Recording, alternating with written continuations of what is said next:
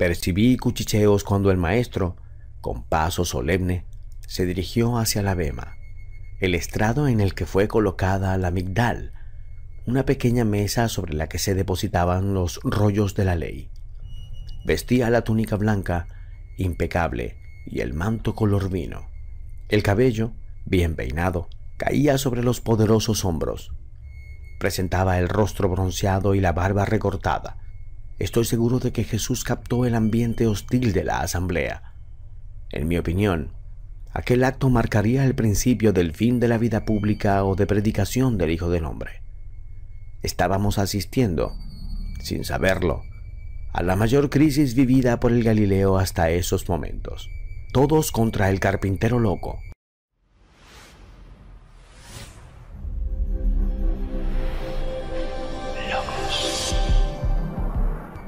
Ese era el espíritu que se respiraba en aquel lugar en la tarde del histórico 30 de abril del año 29.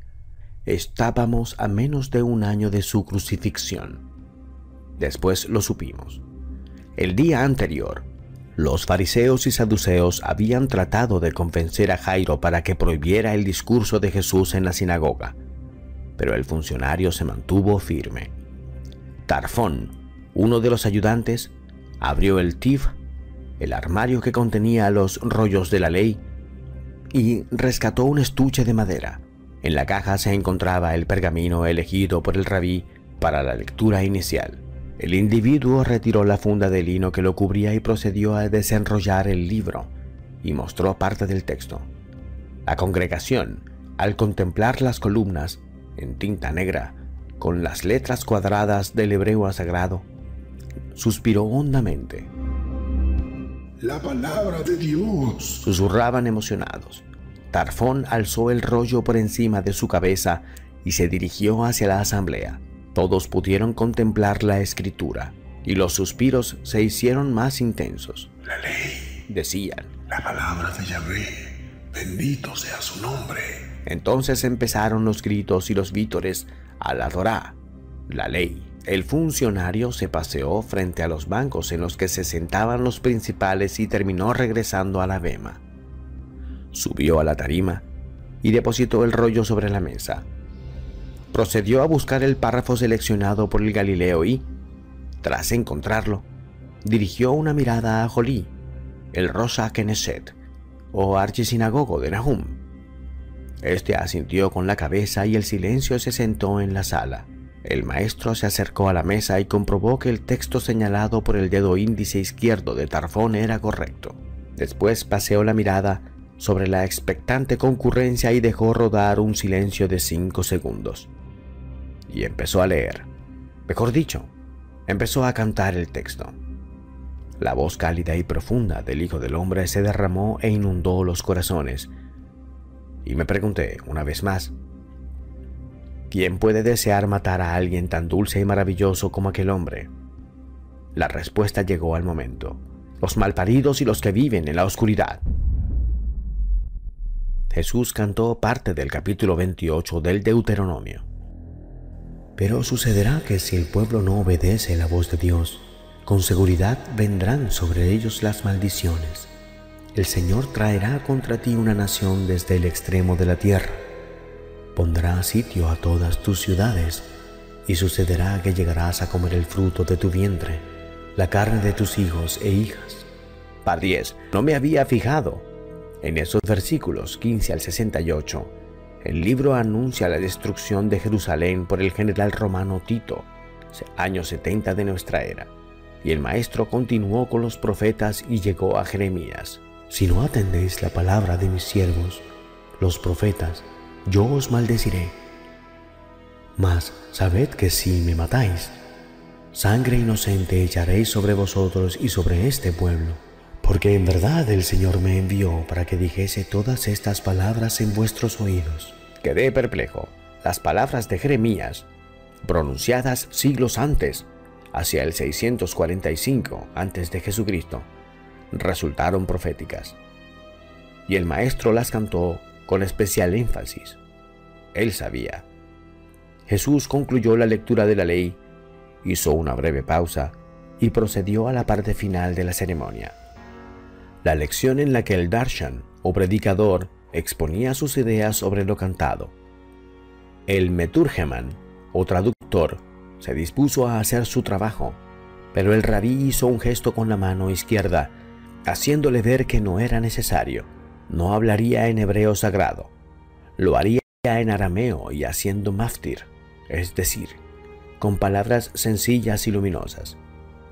Aquello no gustó a los notables y mucho menos a los santos y separados, los fariseos.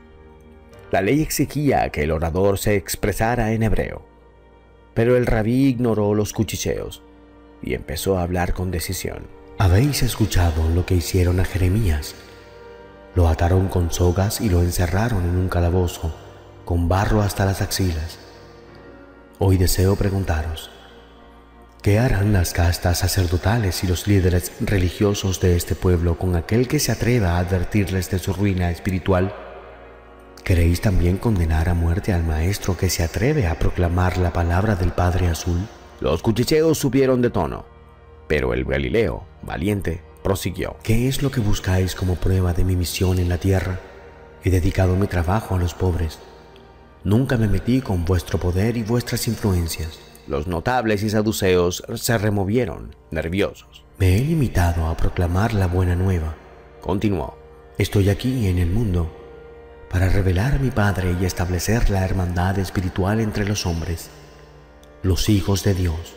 Algunos estallaron. ¡Blasfemo! Pero el Galileo no se inmutó y siguió en un tono afable y firme. Muchas veces os he recordado que mi reino no es de este mundo. Mi Padre, sin embargo, os ha concedido toda suerte de portentos materiales.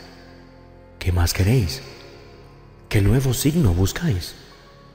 En verdad os digo, y señaló a los que ocupaban las primeras filas, que ha llegado el momento de elegir.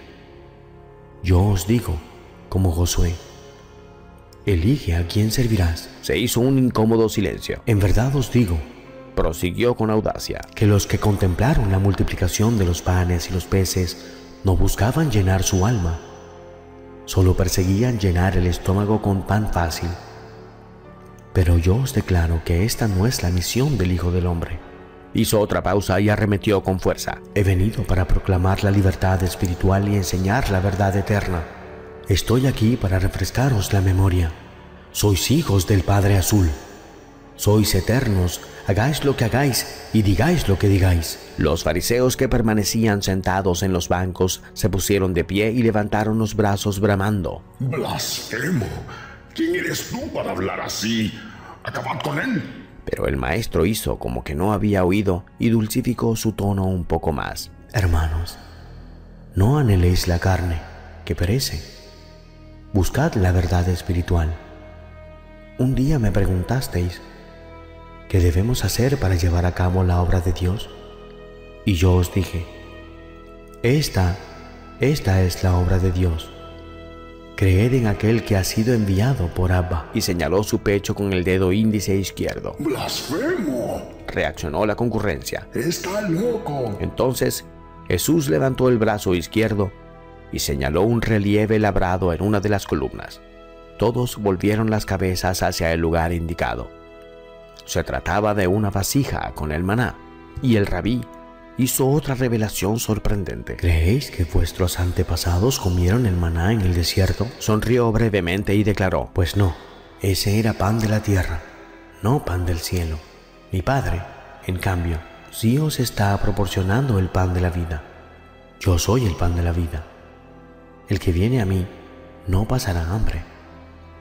El que cree en mí jamás tendrá sed. Habéis contemplado mis obras y, sin embargo, ¿no creéis que procedo del Padre Azul? La respuesta unánime fue otro blasfemo gritado a coro, y el rabí terminó su discurso. Y ahora, permitid que declare, de una vez por todas, que he venido a la tierra para hacer la voluntad de aquel que me ha enviado. ¿Tomaréis el pan del Espíritu con el mismo entusiasmo con el que comisteis el pan de este mundo? Creo que no comprendieron, y el maestro no esperó respuesta. Descendió de la tarima y, decidido, se dirigió a la salida. Y así terminamos el audio del día de hoy. Yo soy Hassan, la voz oficial del Logos Verbum. Si quieres alguna publicidad con mi voz, puedes contactarme a las direcciones que te dejamos abajo en la descripción y en el comentario fijado. Con gusto atenderemos tu solicitud. Gracias por escucharnos.